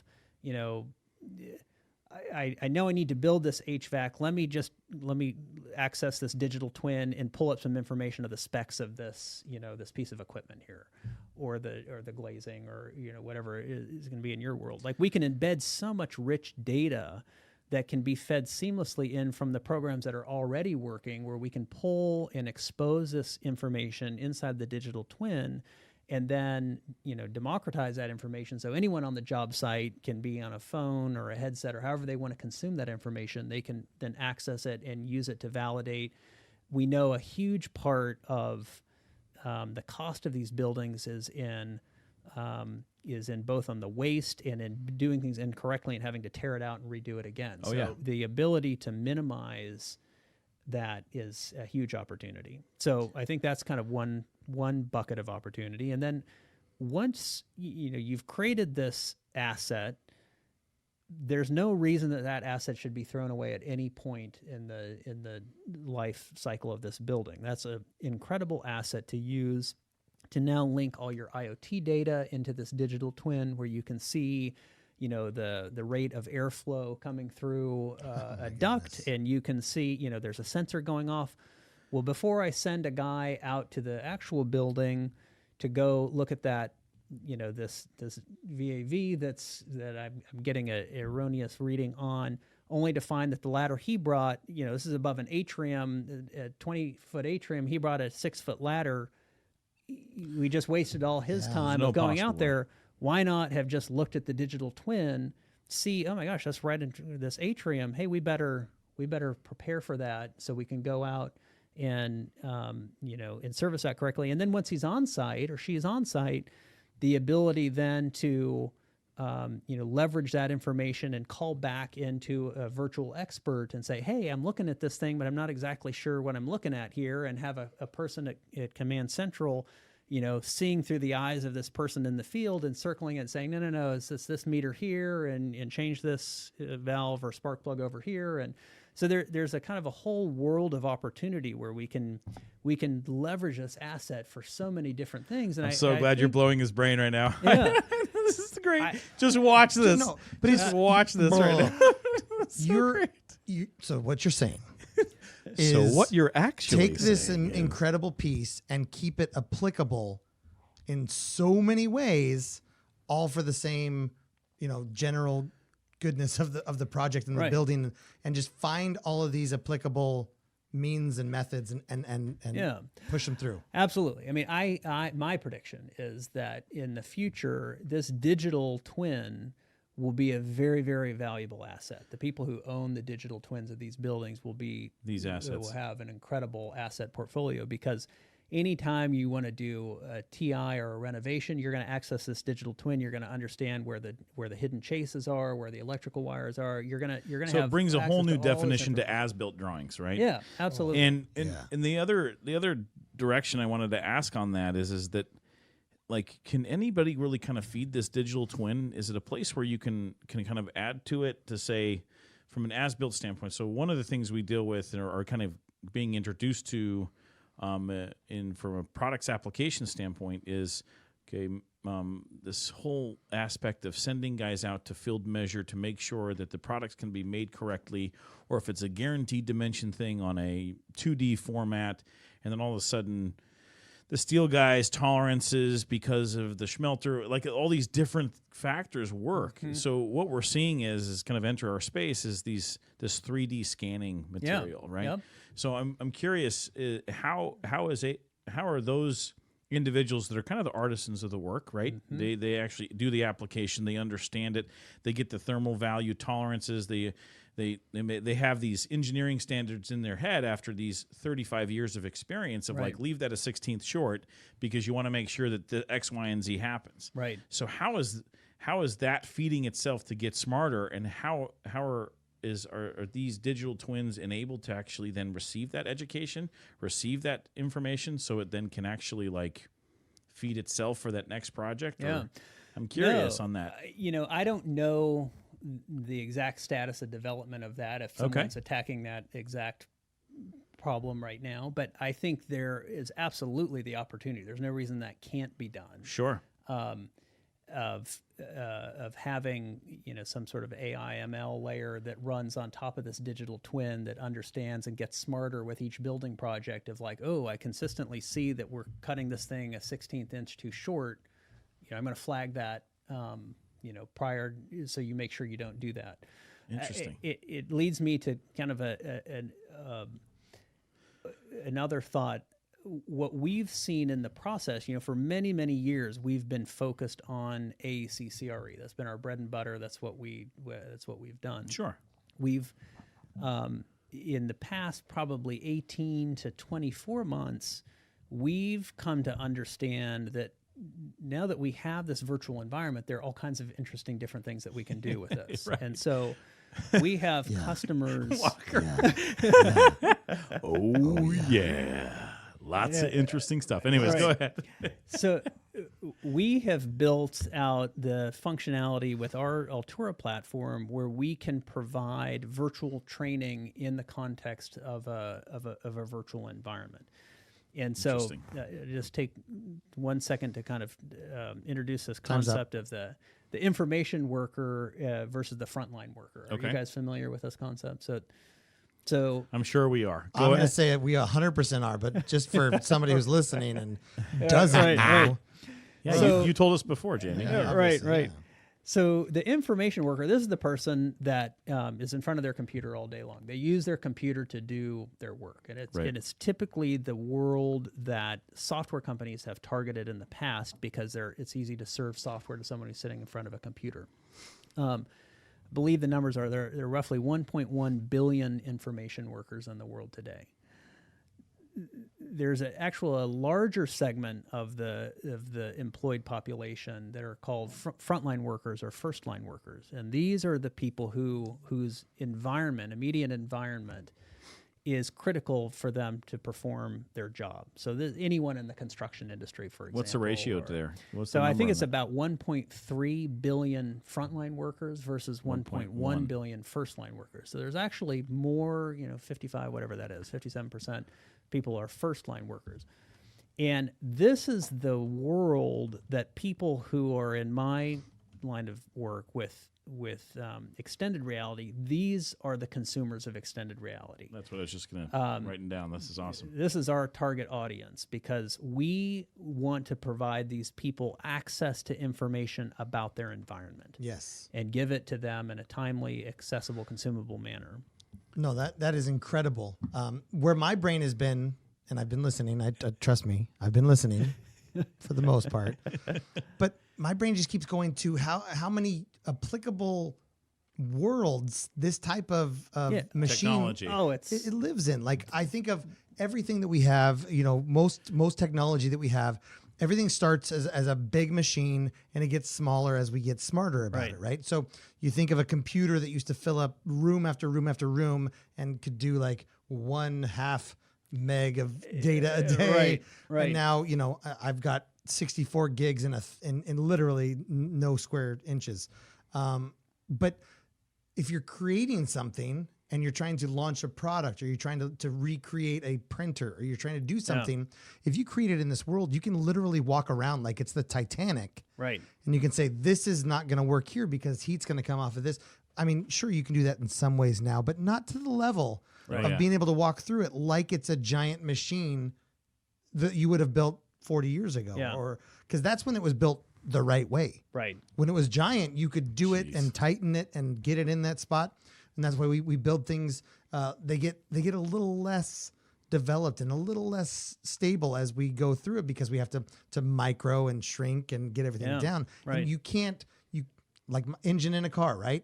Everybody used to be able to get in there and there's plenty of room to turn a wrench. And now you open up your hood and there's like one nano sliver of room that nobody could get into at all. Right. So even the concept of that on a scale model that I can walk through digitally, or explode it and see inside of it and turn it around and see expose just the wiring diagram of it, or But to walk through a microprocessor as if it is the engine of the Titanic, right? And I can go through each and every small crevice with true understanding of how it's going to interact in that moment, and that's so valuable to what's going on right now. So to that point, there are kind of 4 bubbles of keep going. There's within kind of extended reality, you see the applications aligning generally around kind of 4 different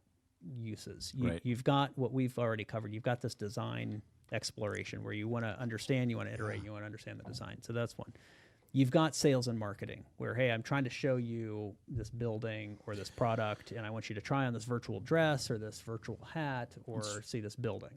Gotcha. So there's that application. There's kind of a field service that I touched on briefly, this way that I can augment information in your environment and help you in a field service kind of remote expert application. And the last one is education, which you also are kind of bringing up. Yep. And kind of to your earlier point a few minutes ago where you were talking about how can we make these digital models smart, these digital twins smart, so the 16th of an inch is propagating. We learn from that. And I think there's another huge opportunity within these training and learning scenarios where you think about buildings wildly expensive. Like, we've worked on projects that are $500 million, $1 billion projects. Oh, yeah. Just wildly that expensive. By nature is going to push people to be very conservative about how they do things. They don't want to get too far out on the leading edge because there's too much risk. Yeah. Well, and there's also so much time involved with those projects. It's it's a scary edge. It's not only $575 million that you're spending, but then you're actually letting that $575 million kind of out there. For like 3 years, right? Exactly. So what the political climate's going to be doing, what the World Trade Organizations are going to be doing to affect that $575 million ROI. Right. I mean, the time associated to that. I mean, just because of the technology, everything going so quickly, the security of that investment is just unspeakable.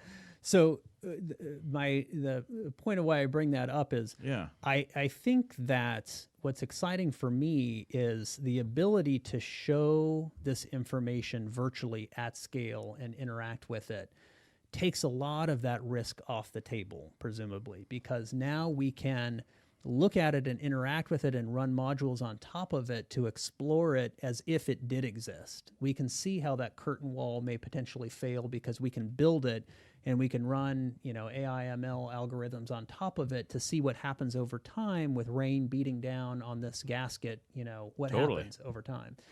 And so I would like to think that we're at a period in the construction industry that we'll see more acceleration of maybe a little more risk-taking because we can mitigate some of that risk by doing some of these explorations virtually at scale. Yeah. Well, there's so much information in the construction world from a product standpoint, performance standpoint, and how that's going to be addressing that next generation of just feeding that what was that term you said, digital twin? Yeah. And understanding how we can collectively do it. Then also reeling the two sides of perceived risk and actual risk. Right. Because to me, this, in a lot of ways, I could see a developer going, that's too much risk because they don't understand how that actually is a risk mitigator. And it's going to work well, and then the other way. The guy with 35 years experience has to actually come in and actually meet face-to-face with the developer and be like, look, so here's the 3 projects he showed you pictures of. But let me tell you, right? And then the guy with like the salt, right? Like the guy that frontline worker, so to speak, right? Comes in and be like, okay, all right. Settles this guy down a little bit, understand it, But like that's why I say from the beginning, like so many words go into explaining these 2D applications and design, and then all of a sudden there just kind of gets the speechless moment of just interacting with the space. Right. You know, because we do it every day. Like we live in this 3D environment every single day of actually to scale products, actually understanding it, driving cars, like everything that has to do with it. How natural of an experience it already is, and we're just kind of returning to that natural state of communication. Right. It's a really Come full impressive. Yeah, it's a really impressive way to do it. Super impressive. Yeah. Is the architectural community latching onto this for themselves? Yeah, I would say that I feel like most architects that we interact with are using VR to some extent as part of their design processes. Yeah. There are a lot of different companies who focus just on that design application. So you've got great companies like Iris VR that is a direct export from Revit into a VR headset. We at Studio 216, we've taken the tact that we believe that it's too early to drive a stake in the ground and say this is what extended reality can do for you. Right. And so we sort of have fundamentally built our software application so that we can react to each of those 4 different typical applications that I mentioned before. You can use it as a design tool. You can use it as a sales and marketing tool. You can use it as an education tool. You can use it for field service. And we have customers in each of those 4 scenarios. For example, we have airlines that is using our software for their virtual simulators. So they're exploring moving away from having a physical virtual simulator, which is very, very expensive. You know, these airlines, they have pilots that are getting up at 2-3 in the morning for their slot in the simulator because they're very expensive. They got so many people they've got to go through and train. Yeah. What if you could do that in the comfort of your living room anytime you wanted? And so because it's virtual, you're able to interact with the buttons there. You're able to get the exact audio feedback that you're listening for. Your muscle memory happens, right? All that muscle memory. It's a very natural... It's video games, man. It's 100% video games. I was trying to be polite and let him, kind of finish. And then the whole time I'm going, dude, I want that. I want to play that. I want to play that. Yeah, absolutely. I've landed some virtual planes before. Exactly. I can do that. I'm so good at it. I've hijacked a couple digital planes. All kinds of stuff. It doesn't matter. So awesome. we have that is training their retail associates in the context of a virtual store where they can walk around, they can interact with the various products selling, and they can also then interact with different avatar customer profiles. So we've got a whole system of where you can talk with a protective parent who's interested in making sure, they want the drive that monitors the vehicle speeds and et cetera that's happening for your teen driver. Right. Or you can interact with the techie who just wants to geek out on all this equipment. And now we're able to network together across devices, has their trainers that are based in Kansas City. They can train people all over the United States. They train 20,000 retail associates a year.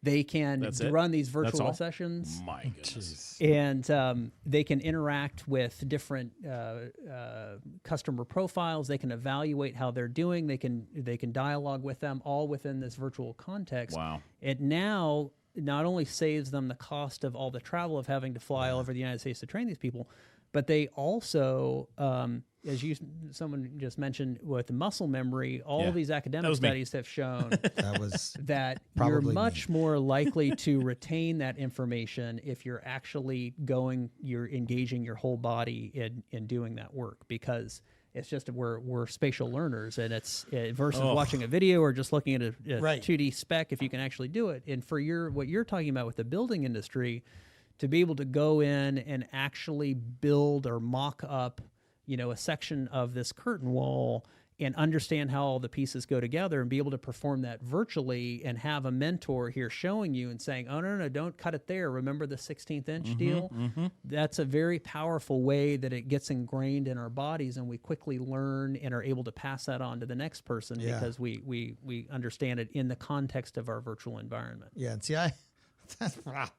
whatever. That's all incredible. It's just so like I have so many people that I know that think that the continued virtual reality, the continued all of that is going to lead to, I don't know if you've ever seen the movie WALL-E. Yeah. Where all the humans basically end up just in this little like chairs stunted we don't our bone know density anything. shrinks or whatever. Everything is just but like even for the gaming side of it, and specifically for this application, like virtual reality in the way that it is right now is so dynamic in the fact that it is when I play some of these games with my kids, it's physically exhausting. Right. And it is wildly immersive where you get 100% captured in this and you are down on the ground and you are up and you need a bunch of space. But it is not just, some guy sitting in a chair with this screen on his face. Right. It's wildly immersive. Yeah, absolutely. So, this is going to go on for 4 years. It will be. And so I'm going to say that you have to let us come out to the studio. Absolutely. We have to spend some time looking, touching, tasting, feeling. Well, we want to bring it to you bring guys. it to everybody We here. want to actually take it to say like, hey, you guys actually got to come and look at this. Like this now, I'm just kind of getting the sense here, and hopefully you guys are too. It's like not this.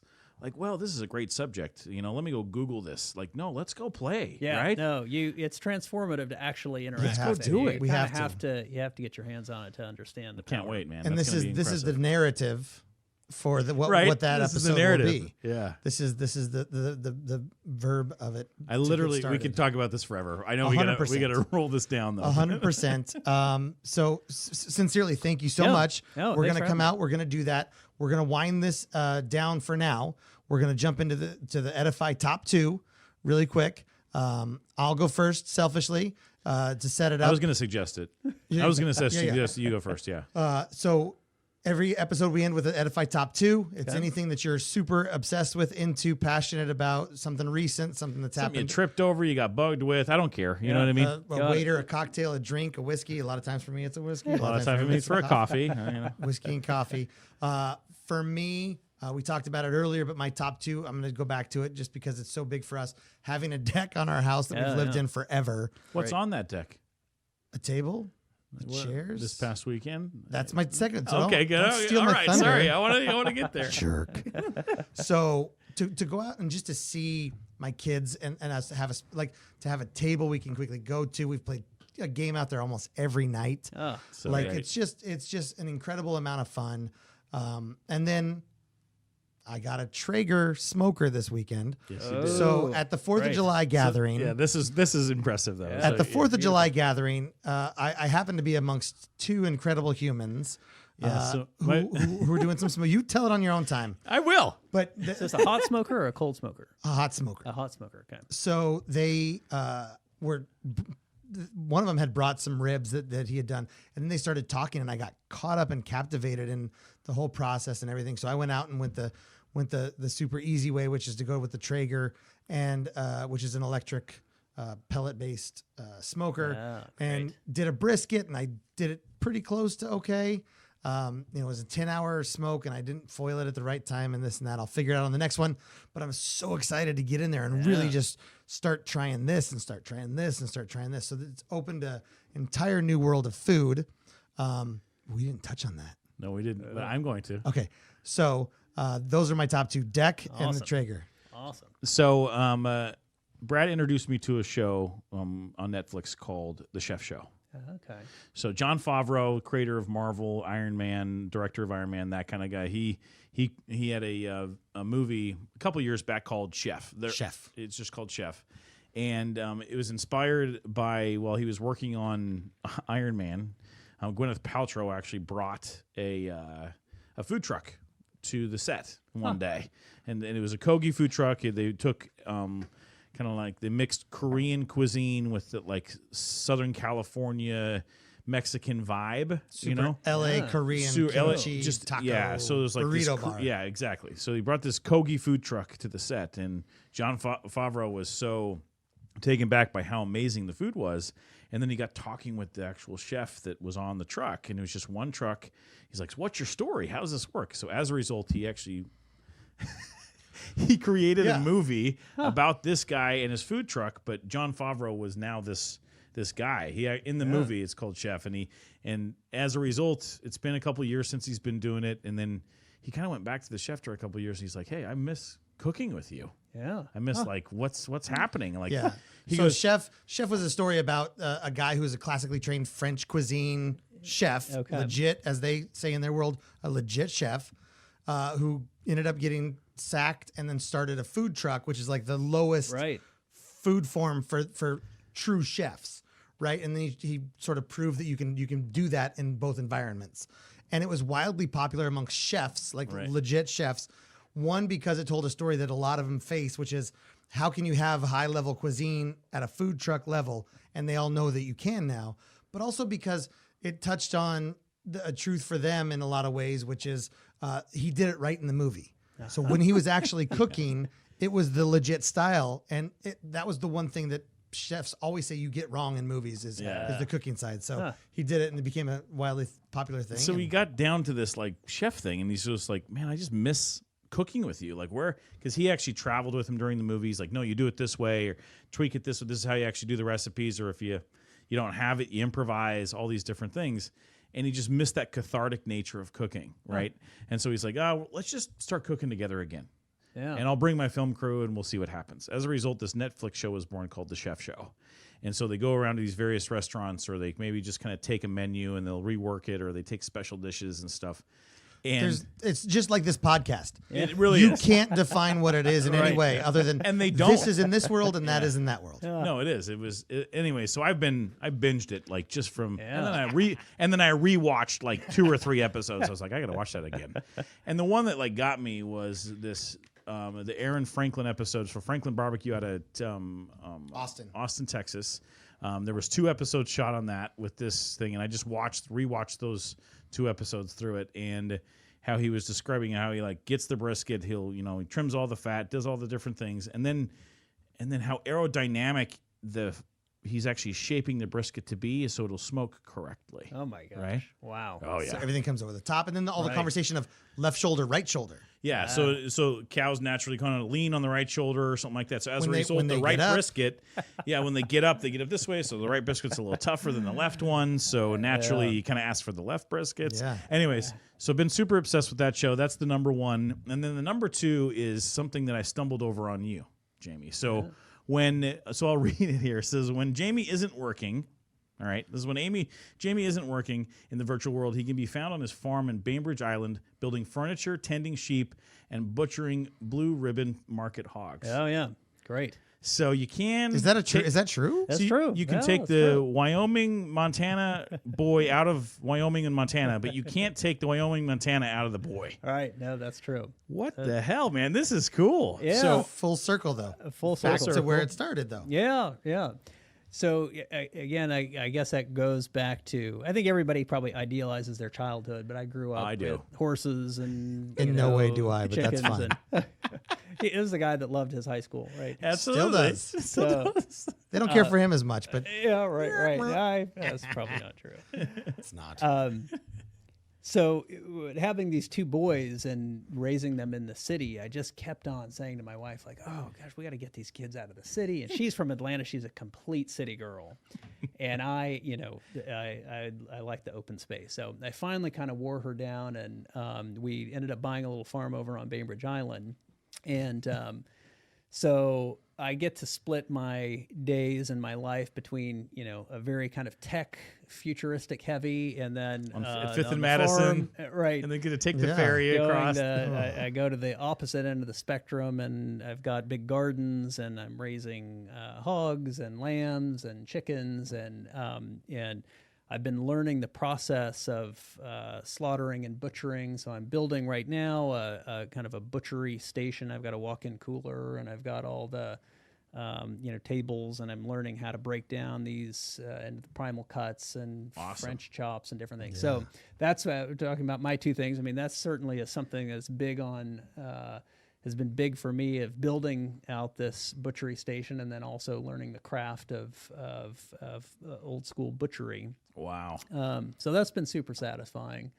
And balancing. You know, and balancing. I can see kind of a balance effort. I love gardening. I love the farm to table experience. I do as much of that with a lot of the. I live in Snohomish County, so I interact with a lot of the farmers. Yeah, get a lot of the different cuts and from them, or I'll talk with them about it, like what do you have or something like that. So I love it as well. I'm not the farmer. Right. I'm the understanding of who that is, and then I'll kind of. But no, this is wildly entertaining. Go ahead. Yeah. This is why I wanted to have the top two for me. Right. No. So I think that maybe the other two for me, then the second would be I have a 12-year-old who's really into coffee, and I love coffee and I love espresso, and so I've been helping him build a little coffee roasting business. We have a coffee roaster, and we're learning to roast these different beans. Right now, we're hooked on these Ethiopian beans that they're so great, aren't they? You know what? I'll just leave the I'm just going to log step out off of the room for a second, Brad. I'm just going to log off of this conversation and take so a I've quick... been roasting my own coffee for the last 2 years. Awesome. Yeah. Great. Yeah, just fall asleep here, buddy. Yeah, go ahead. Take a nap. So Ethiopian's been one of my favorites that I'll roll with a lot of time. Awesome. Also, from a blending standpoint, it does a really good job. And what are you blending with? So it does just different origins. So if it's right now Peruvian and Guatemalan and Ethiopian, those are the three that I've been kind of just messing with lately. Yeah. Huh. From like a ratio standpoint. But I've realized when I'm blending it, I actually have to individually roast every single one of them. Yeah. I'll brew each one of them, and then I'll through the same brewing method. So it's traditionally I'll do either a stovetop percolator, or it's a French press that I'll kind of do with all steel. I don't do any really paper filters or anything like that, just to make sure that I get the oils and a lot of that stuff that come through. And then mixing each one of them just within various cups of coffee. So I'll do like my own little cupping thing. This is literally like what I'll do just to kind of keep myself entertained. My family does whatever, you know what I mean? And I'll sit there in the kitchen and just kind of like do this thing. I'm like, okay, it's a 20% of this or it's 30% of that, and then I'll put another 50% of Ethiopia inside of it. But blending after it's brewed, you actually get a taste, and then you various different ones. I thought that I had to actually mix the beans and then grind them together and brew them together. Right. No. Huh. Okay. Well, that's a good tip. So we've been doing the single origin because our blends have not yielded the best results. They're horribly hard to get. Yeah. And I tried that in the beginning, and it was just like, ugh, I ruined it. And now I've got all these beans I got to pick out, or else I got to, and then I literally stumbled upon it after I actually did it. I was like, well, I've got some of this left or some of that left. I'll just brew two, and then we'll just mix them together. Oh, okay, I'm going to try that. So blend after your brew to get the final result, and then you can kind of go from there. Huh. Anyway, all right, good tip. No, that's a what roaster do you guys have?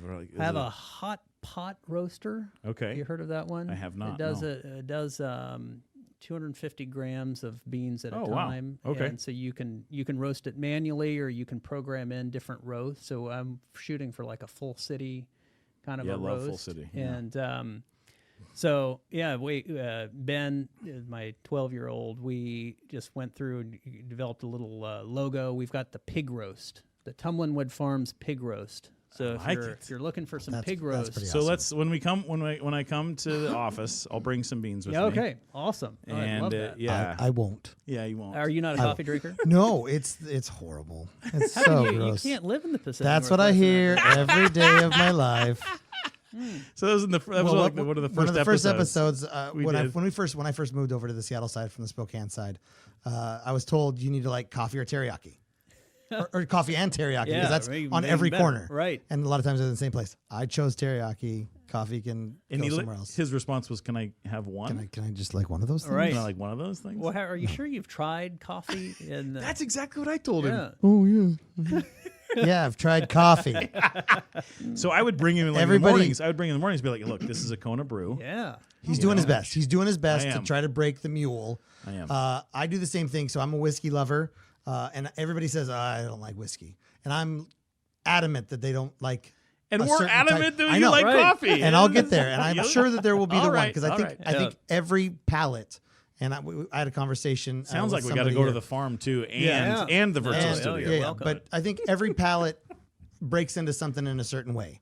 I don't think we're not born to like beer, and we're not born to like whiskey, and we're not born to like coffee. I think you start it when you're young, and you have a bunch of sugar and deliciousness in it. I don't know. and then you sort of end up. I forgot maybe because I just love coffee. Yeah, because I think you don't. I don't think you really start with this big bitter punch in the mouth. No, I think you're onto something.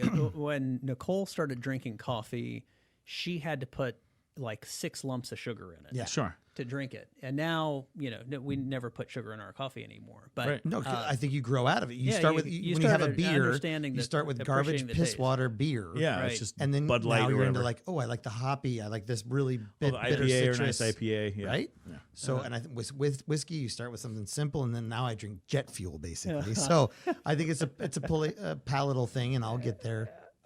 Right. It's just funny because he's so into it, and it's so great to see you guys nerd out on that. For him, it's a temperature thing too. Also temperature. I don't like hot. Oh, okay. So it was because when everybody goes camping, they're like, I just need hot. I don't care if it's coffee or whatever.